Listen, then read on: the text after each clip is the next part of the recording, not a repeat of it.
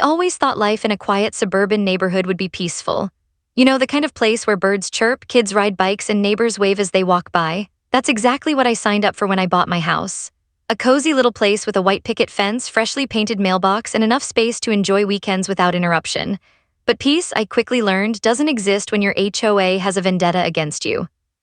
It started innocently enough. A little notice slid under my door about the height of my grass.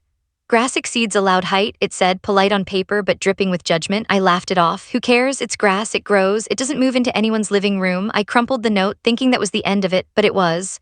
A few days later, another letter arrived. This one was more aggressive, demanding that I trim my bushes or face fines. I stared at the envelope, my mind half amused, half annoyed. Okay, HOA, I muttered under my breath, you're testing me. Then came the first in-person visit. A knock on the door late in the morning, just when I was sipping my coffee. I opened it to find two men in crisp polo shirts with the HOA logo stitched on the chest. Their smiles didn't reach their eyes. They spoke like they owned the street, like I had accidentally wandered into someone else's neighborhood. We noticed your grass is too high, one said, clipboard in hand. I blinked, stared, and asked if they were joking. They weren't. I tried to reason with them, politely explaining that the rule they were citing didn't even apply to my lot. The taller one sighed, glancing at his clipboard like I was wasting his time. Sir, he said, voice syrupy sweet but threatening underneath, you need to comply immediately or fines will begin. I tried to keep my humor because humor is how I survive absurdity. Fines, huh? Does that come with a coupon for a free lawnmower too? They didn't laugh. That was when it hit me. This wasn't about grass, not really. This was about control, about asserting power over someone who refuses to bow to petty rules, and judging by the way they were standing, they thought I would cave. I wasn't going to. I told them calmly but firmly, stay off my property. They laughed. I still remember that laugh. It was casual, dismissive, like they had never heard a homeowner actually talk back. Big mistake. After they left, I walked my yard, scanning every inch of the property as if the grass itself could give me answers. I thought about my neighbors, some who whispered about how the HOA runs everything, how you can't fight it. I shook my head. I wasn't planning to fight them with paperwork or endless phone calls. No, this was about showing them that I wasn't someone they could intimidate. Not quietly, not politely, not ever. Days went by and the notices continued. Every time I checked my mailbox, my stomach sank a little. Every time I stepped outside, I half expected to see one of those guys lurking at the edge of my lawn, clipboard ready, eyes narrowed. And part of me started to realize I was on a collision course with the HOA, and they had no idea what they were about to unleash. I started preparing, not in a crazy, over-the-top way, at least not yet, but mentally. I mapped out my yard, noted every gate, every blind spot, every potential point of intrusion. I imagined scenarios where they came too close, how I would respond. Humor helped me stay sane. I pictured them tiptoeing across my yard like cartoon characters, unaware of what I was capable of. By the end of that first week, I understood one thing clearly. This wasn't going to be a simple spat over grass. This was personal. And from the first letter to the first laugh, I knew they were going to push me further. I warned them. I even joked about it in my mind because a little laughter keeps the blood pressure down, but I warned them, and they didn't listen. Sometimes people ignore warnings because they think the worst won't happen. Sometimes they laugh because they think courage is easy to intimidate. But I've learned the hard way that when someone underestimates you, that's when the real story begins.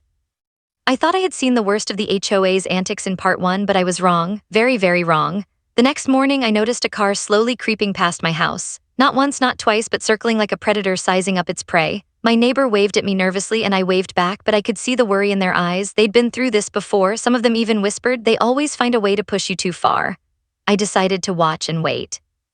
Later that day, there was a knock at my door. I froze for a second, my heart rate picking up. Two men in crisp HOA polos stood on my porch, clipboard in hand, grinning like they were about to deliver me a surprise birthday cake. Only this wasn't a cake. It was a warning or maybe a threat. Their presence was more imposing than I remembered. I opened the door cautiously. Good morning, the taller one said, voice dripping with faux politeness. We're here about the violations on your property, the landscaping, the mailbox, and the fence. I blinked. The mailbox, the fence, really? You mean the same fence I've had for 10 years? I asked, trying to keep the sarcasm light. They didn't smile. The shorter one leaned slightly forward, peering over his clipboard. Sir, we've been more than patient. Compliance is mandatory.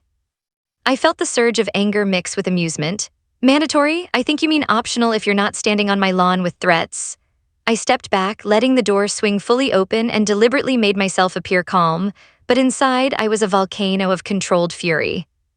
They continued undeterred. If you do not comply, fines will begin immediately. Legal action may follow. This is your final warning. I raised an eyebrow. Final warning, are we living in a horror movie now? I could see it in their eyes. They thought they were intimidating me. They clearly underestimated me. I took a deep breath, keeping my voice steady. Look, I've read your so-called rules. I know exactly what applies and what doesn't, and I've already warned you, do not come onto my property uninvited. Consider this another warning. The taller one chuckled nervously, glancing at his clipboard as if hopping the numbers would magically make me obedient. We're just enforcing the community standards, sir. Everyone else complies. I shook my head. Everyone else also isn't standing here breaking the rules by stepping onto private property. Rules aren't suggestions when they're being used as weapons. My tone sharpened, the humor fatting. I could feel the tension rising like static electricity in the air. They didn't leave. Instead, they lingered a moment longer, measuring, calculating, probably thinking about ways to push me further. I silently counted the seconds, preparing for the moment when patience would run out. Finally, I closed the door, letting it click loudly behind me. But I knew they weren't done. They wouldn't be. This was just the first real intrusion into my life. I walked back to the living room window and watched as they stood in the yard across the street, whispering to each other and pointing at my property. Their laughter carried faintly on the breeze, irritating me more than it should have. I started packing, trying to focus my thoughts. My neighbors peeked through their curtains, some giving sympathetic nods. One older man even muttered under his breath, "They'll regret this." I smiled inwardly. Maybe. But the real problem was they had no idea what I was capable of when pushed. I spent the rest of the afternoon checking locks, inspecting the fence, and making mental notes of every possible angle of intrusion. My mind, normally calm and collected, was buzzing with ideas for how to protect what was mine without escalating into something foolish. I knew the next visit wouldn't be friendly, and I had to be ready. As the sun dipped low and shadows stretched across the lawn, I realized something important. The HOA had assumed I was weak, that I would cave under pressure.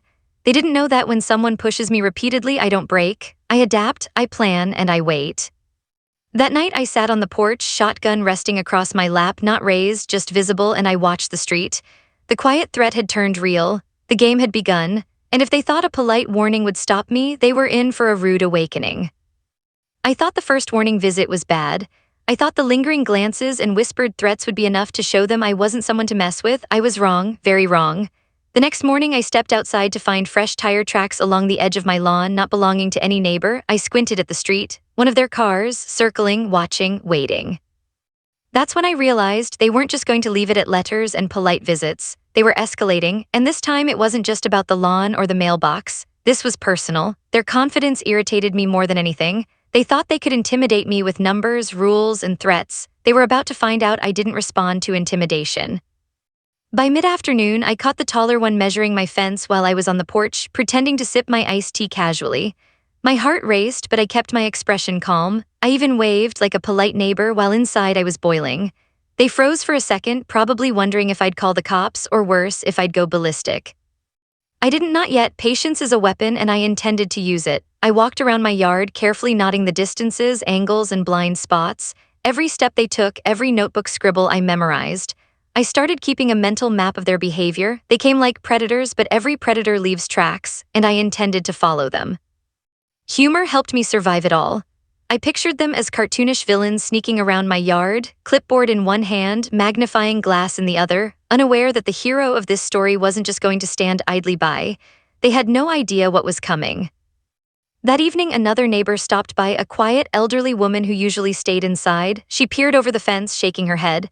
"You're going to get them to back off, right?" she whispered. I smiled, trying to keep my tone light. "Oh, don't worry, I have plans." She raised an eyebrow. "Just be careful." I nodded, hiding the mix of amusement and seriousness in my smile.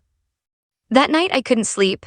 I kept replaying every moment from the past week, imagining every possible confrontation. The more I thought about it, the more I realized I needed a plan, not a passive plan, but a strategy. They were relentless, they were petty, and they assumed I was weak. That assumption would be their downfall. I started thinking about my property, every gate, every creaky step, every angle they might use to intimidate me. I wasn't just defending a yard, I was defending my right to live without fear. Every noise outside made me alert. The wind rattling the blinds sounded like footsteps. The mailbox clanging in the distance felt like a warning. I checked my shotgun, not loaded yet, just resting in its place, ready if needed. I wasn't planning violence, but I wasn't naive either. Days passed, the HOA's visits became more frequent, subtle but relentless. They would linger at the end of the street, appearing casual but clearly monitoring me. One of them even tried to hand me a new violation notice while I was trimming my bushes.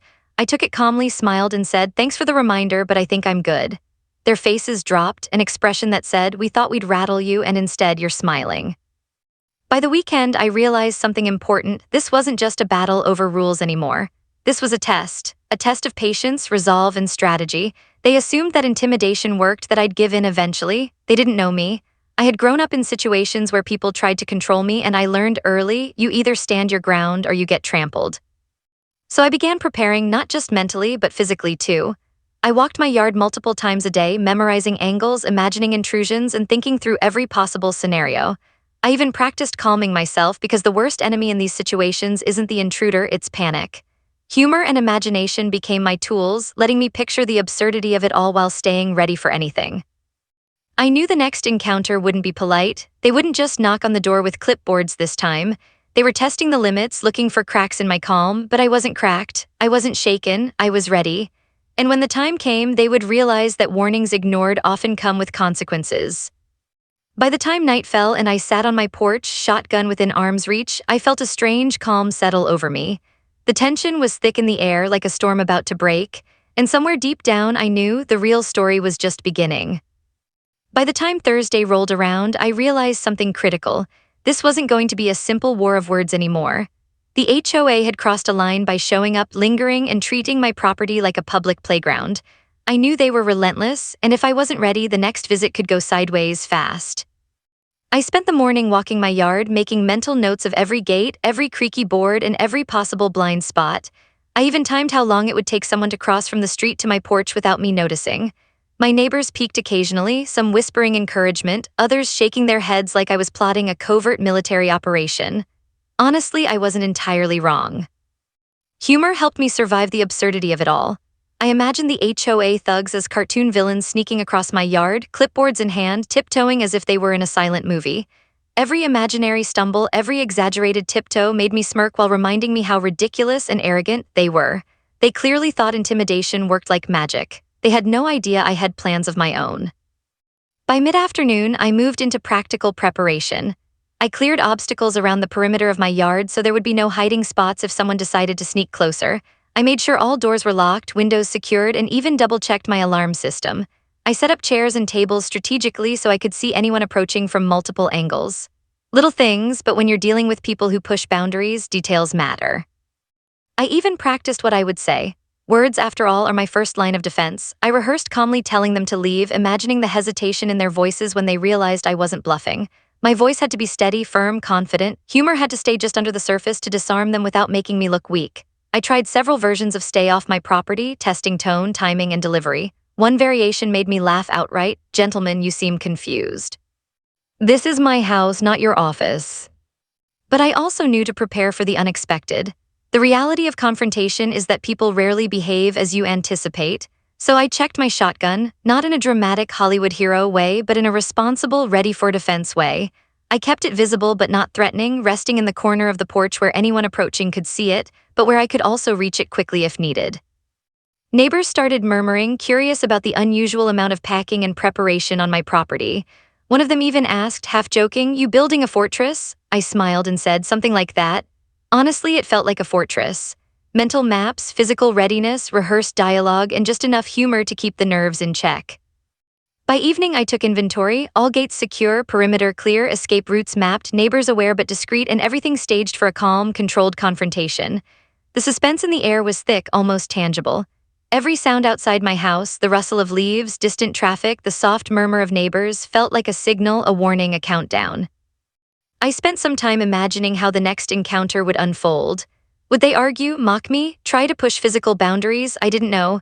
But I did know one thing: they were about to find out that ignoring warnings has consequences, and I had no intention of being passive this time. Finally, I sat down on the porch, shotgun within arm's reach, coffee in hand, and let myself relax just a little. I looked at my yard, my property, my home, and thought, this is mine, not theirs, not the HOA, mine, and if they wanted to push me any further, they were going to regret it. Humor, patience, preparation, and resolve, the 4 tools in my arsenal, I had them all ready, and somewhere deep down I knew that the next day the real test would come. The stage was set, the players were ready, and I finally was too. Because when people ignore warnings when they think power is enough, sometimes it's time for a homeowner to stand firm. It was a Wednesday morning, the kind of morning that seems ordinary until it is. I was sipping my coffee on the porch, mentally rehearsing my words, when I noticed a car slowly rolling down the street. My heart sank a little, not in fear, more in irritation. The HOA had arrived, again, and this time I had a feeling they weren't just here to measure grass. Two men stepped out, clipboards in hand, like they owned the block. I had seen this scene play out in my imagination countless times, but seeing it in real life brought a mix of amusement and tension. Their confidence was palpable. The taller one's smile was smug, the kind of grin that says, "We're in charge here." I set my coffee down, stretched, and slowly stood up. I made sure they could see me clearly, calm, ready. They approached my gate, glancing around as if to make sure no one was watching. "Good morning, sir," the taller one said, trying to sound casual. "We're here regarding the ongoing violations, the landscaping, the mailbox." He trailed off when he noticed me leaning casually on the porch railing, hands relaxed, eyes steady. I smiled faintly, just enough to let them know I wasn't intimidated. "Morning," I said. "Please make yourselves comfortable on your own property." Their expressions flickered, a mix of confusion and irritation. One of them opened his mouth, probably to argue, but I raised a hand, calmly and firmly. "I've already warned you, stay off my property. This is private and I'm not joking anymore." That's when the real tension hit. They hesitated. I could see them calculating their next move. Did they step forward, retreat, call for backup? It was almost comical if it weren't so tense. I held my ground, knowing that the first moment of hesitation belonged to me. Humor crept in just enough to keep my nerves calm. I imagined them in little cartoon hats, tiptoeing like sneaky burglars, oblivious to the fact that I wasn't just waiting, I was ready. The shorter one finally spoke, voice shaky. "Sir, we're just enforcing the rules. Everyone else complies." I shook my head slowly. Everyone else also doesn't have a homeowner who knows his rights and isn't afraid to enforce them. The words hit harder than I expected, and I could see the impact immediately. Their eyes narrowed. They weren't used to being talked to like this. Then it happened. One of them, let's call him the brave one, stepped just a little too far onto my lawn, clipboard waving. My blood boiled, but I stayed calm. This wasn't about rage, it was about strategy. I pointed at him, my tone sharp, steady. "Step back now." He froze, like he hadn't expected resistance. I repeated, slightly louder, "Step back or this becomes a problem you'll regret." Time seemed to stretch. Neighbors peeked through blinds, some whispering, some holding back laughter. I could almost hear the little gears turning in their heads, calculating the consequences of underestimating me. Their confidence was cracking. The bravest one's foot shuffled back an inch, then another, eyes wide, realizing they had miscalculated entirely. I kept my voice calm but firm. "I've given you every chance to leave peacefully. You ignored my warnings. You came onto my property. This ends now. Step off my lawn." The taller one glanced nervously at his companion, probably considering retreat, and that's when I knew I didn't have to raise my voice. I didn't have to make threats. My presence, my readiness, my unwavering calm, it was enough. After a tense few seconds that felt like hours, they finally stepped back. The taller one muttered something about checking the rules again and turned toward the street. They got in their car and drove away, leaving me standing on the porch, chest still racing, heart still pounding, but victorious. For now, at least. I leaned on the railing, a mix of relief and amusement washing over me. Humor bubbled up, quiet and victorious. I imagined them later, huddled in their office, muttering about the crazy homeowner who had stared them down. I knew this wasn't over, it probably wouldn't be. But for the first time, I felt the satisfaction of holding my ground, of showing them that some people don't bend to petty power plays. And as the sun dipped lower, casting long shadows across my yard, I realized something important. Words, calmness, and readiness are powerful weapons. The HOA had tested me, and for now I had won. But the story was far from over. The morning after our confrontation, I woke up to an unsettling silence. Usually the neighborhood had its usual buzz, lawnmowers, distant dog barks, and the occasional neighbor gossiping across fences. Today, nothing. It was almost too quiet, like the calm before a storm, and deep down I knew the HOA hadn't given up. By mid-morning, I spotted them again. Two cars slowly cruising down the street, this time more cautiously, as if they had been warned but were testing boundaries. My stomach tightened, but my mind stayed sharp. I had rehearsed this moment countless times in my head. The confrontation yesterday had been just a warning, a warm-up. Today, if they came any closer, they would understand that words weren't enough. I stepped onto my porch, calm and collected, letting them see me clearly. My shotgun rested across my lap, just visible enough for anyone approaching to notice. Not raised, not threatening, but unmistakable. I wanted them to know I was prepared, ready to defend my home if necessary, but I also didn't want panic to take over. Humor and timing were crucial here. As their cars slowed near my driveway, I heard muttering, frantic whispers between the two men. I could picture it. Did he really mean that? I think he did. I couldn't help a small smile. Finally, someone underestimated me. What a surprise. The taller one stepped out first, clipboard in hand, trying to maintain authority, but I could see the hesitation in his stride. His voice trembled slightly as he called out, "Sir, we're here about the—" He didn't finish. He couldn't. The sight of the shotgun, the calm control in my posture, the unwavering stare, I had taken away their words before they could even form them. I leaned forward slightly and spoke, my voice low, calm, but heavy with meaning. "I warned you. I told you to stay off my property. This is private and I'm not joking anymore." Every syllable landed with precision. The moment stretched, every second thick with tension, like a rubber band about to snap. The shorter one's eyes widened. He glanced nervously at his companion as if begging silently for retreat, but it was too late. Their confidence had evaporated, replaced with panic. I could almost hear their thoughts, each one screaming, "We miscalculated." I didn't raise my voice. I didn't need to. I let the silence speak for me, letting them imagine the worst-case scenarios. I didn't have to act aggressively. The mere presence of readiness, of calm authority, was more terrifying than anger could ever be. Humor had carried me this far, but now it was time for seriousness. One step too close and the consequences would be clear. I imagined how absurd this would look later if I had to explain it. Two grown men frozen on a suburban lawn, staring down a homeowner with a shotgun, realizing the day's lesson in humility. It almost made me laugh, but not yet, not while the tension was still high.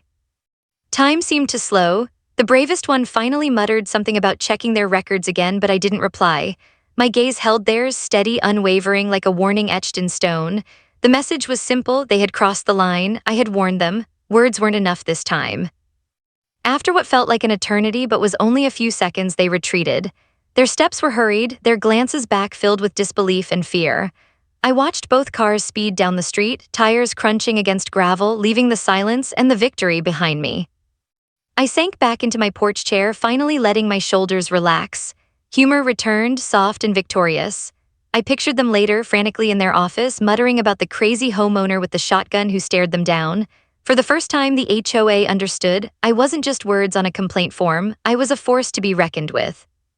Neighbors peeked through blinds, whispering congratulations, some trying not to laugh too loudly. I nodded politely, smiling just enough to reassure them I was okay. The feeling of calm, the satisfaction of holding my ground, was almost intoxicating. And as the sun began to dip low, casting long shadows across my yard, I realized something crucial. Sometimes warnings are ignored. Sometimes people underestimate your patience. And sometimes they need a little more than words to understand. Today, the shotgun had spoken, and they had listened. The next morning, the neighborhood felt different. There was still the usual hum of life, mail trucks rattling, sprinklers hissing, kids laughing, but beneath it all was a subtle tension. The kind you feel after a storm has passed, but before everyone realizes just how much damage it left behind.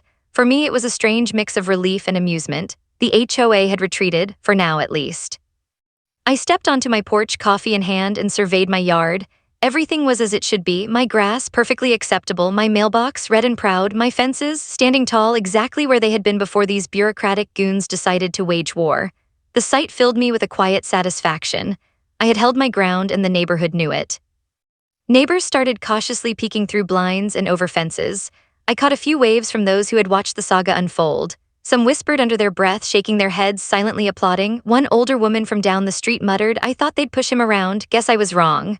I smiled, tipping my coffee mug in her direction. Humor had become my shield in all of this, keeping the tension bearable. By mid-morning, I noticed movement in the distance, HOA members gathering near the office across the street. They were packing, talking, gesturing wildly. I could almost hear the words, "Who is this guy? Did you see the shotgun? We can't just send letters anymore." My amusement grew. After days of intimidation, threats, and harassment, they were now the ones uncertain, afraid, scrambling to figure out their next move. It was oddly satisfying to watch the power dynamic shift. The very people who had walked onto my property, confident in their authority, were now reduced to whispers and worried glances. Their assumptions, their arrogance, their belief that everyone bends to HOA rules, they had miscalculated. They hadn't just underestimated me, they hadn't realized I was willing to defend what was mine. I spent the afternoon walking my yard, checking the perimeter, but with less urgency than before. The threat had not vanished completely, but the immediate danger had diminished. I even allowed myself small touches of humor. I imagined the HOA president storming back to their office, slamming doors, papers flying, muttering about the crazy neighbor with the shotgun who had stared them down. I could almost hear the panic in their voices, the internal debates about what to do next. The truth hit me as I watched. Courage and preparedness are powerful. You don't always need to yell or fight aggressively. Sometimes the mere certainty in your stance, the calm readiness to defend your rights, speaks louder than threats ever could. I had turned the tables.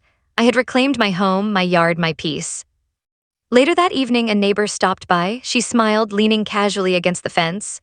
"I think you made your point," she said. "I mean, wow, you really didn't mess around." I laughed softly. It wasn't about messing around, it was about being clear. Some people respond to letters, some people respond to warnings, some need a little demonstration. She chuckled, shaking her head.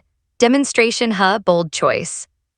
As the sun set, casting long shadows across the yard, I reflected on the past few days. The HOA had tested me. They had assumed that intimidation and bureaucracy would make me bend. They hadn't anticipated patience, planning, or a touch of humor to balance the tension, and in that combination, I found victory. For now, life returned to a quieter rhythm. The HOA had retreated, my property was secure, and the neighborhood had witnessed the turning of the tide. But the experience left me with something more valuable than just temporary peace. It left me with perspective. Warnings ignored often come with consequences, and courage, even in the face of absurdity, can shift the balance in ways people never expect. I finished my coffee, leaning back on the porch railing, a smile tugging at my lips. Humor, patience, preparation, and resolve, that was my arsenal. And it had worked. The HOA had learned their lesson, even if they didn't realize it fully yet. Sometimes victory isn't loud. Sometimes it's quiet, confident, and just slightly absurd, like watching a group of bureaucrats scurry away, muttering about the one homeowner who refused to be intimidated. And as I gazed at my yard, I realized that sometimes the story isn't just about the battle. It's about the realization that you have the power to protect what's yours, no matter how ridiculous the fight may seem. Weeks passed, and life in the neighborhood returned to its usual rhythm. Birds chirping, sprinklers hissing, kids yelling as they raced down the street. The HOA, for their part, had retreated completely. No cars circling, no letters under my door, no clipboard-wielding thugs lurking near my lawn. Peace had returned, at least for now. I walked through my yard one morning, coffee in hand, taking in the simple things. The mailbox still proudly red, the fence standing exactly where it belonged, the grass finally at a tolerable height. Every inch of my property reminded me that sometimes standing your ground isn't about aggression, it's about presence, preparedness, and patience. Neighbors peeked out from behind curtains, some giving quiet nods, others whispering to each other with obvious amusement. One neighbor, the older woman who had first warned me about the HOA's persistence, approached with a small smile. "I guess you taught them a lesson," she said. I chuckled softly. "I'd say it was more of a reminder, but yes, a lesson indeed." Humor, I realized, was the glue that kept the tension bearable and the story memorable. The HOA, on the other hand, had to come to terms with the fact that not every homeowner bends under pressure. I imagined the meetings back at their office, the frantic whispers, the frantic scribbling, the internal debates about the crazy homeowner with the shotgun. I could almost see them shaking their heads, muttering, "We underestimated him." And for the first time, I allowed myself a small, quiet laugh. But beyond amusement, there was a lesson I carried with me. Courage doesn't always roar. Sometimes it's quiet, steady, and unwavering. Sometimes it's the calm readiness to defend your boundaries without losing your composure. The HOA had assumed power alone would make me bend. They hadn't accounted for patience, planning, humor, and resolve. And that combination, it works wonders. I spent a little time reinforcing my yard, not because I feared another attack, but because preparation had proven itself invaluable. I tidied up, checked the gates, and even moved a few chairs so I could keep an eye on the street with minimal effort. The small details mattered, they always did. In the evenings, I sat on my porch, the shotgun resting in its place, not in a threatening way, just as a reminder of readiness. Sometimes a neighbor would walk by, giving a discreet wave. I waved back, smiling, knowing they understood what had transpired without me saying a word. The balance of peace, humor, and quiet authority had shifted permanently. Reflecting on it, I realized the story wasn't just about a homeowner versus a power-hungry HOA. It was about respect, earning it, holding it, and demanding it when necessary. The HOA had thought rules, intimidation, and bureaucracy were enough to bend me. They were wrong. They had underestimated the power of preparation, presence, and yes, a well-placed warning. I even found humor in the aftermath. I imagined the HOA president packing around the office, muttering about the one house that refused to comply, plotting their next move but knowing deep down that some battles are not meant to be won by threats alone. I pictured them practicing their polite smiles in the mirror, wondering how a simple homeowner could create such chaos. The absurdity of it all kept me smiling, even in moments of reflection. By the time night fell, I leaned back on the porch, listening to the familiar sounds of my neighborhood. Life was quiet again, peaceful again, But the story of warnings, defiance, and unexpected confrontation was one I would carry for a long time. It wasn't just about a yard, a mailbox, or a fence. It was about asserting your rights, standing firm, and knowing that sometimes humor and calm readiness can be more powerful than anger or force. And as I sipped the last of my coffee, I thought, the HOA had learned their lesson. Perhaps they would never admit it, but the message was clear. When someone stands their ground, fully aware, prepared, and willing to defend their boundaries, even the most confident bureaucrat has to think twice. Sometimes victory isn't loud. Sometimes it's quiet, confident, and just slightly absurd. And sometimes it's just enough to let a homeowner enjoy their coffee on the porch, knowing they protected what's theirs and maybe, just maybe, taught a few people an unforgettable lesson along the way. Every HOA has a story on HOA Headaches. You'll hear the ones they tried to bury. Subscribe today.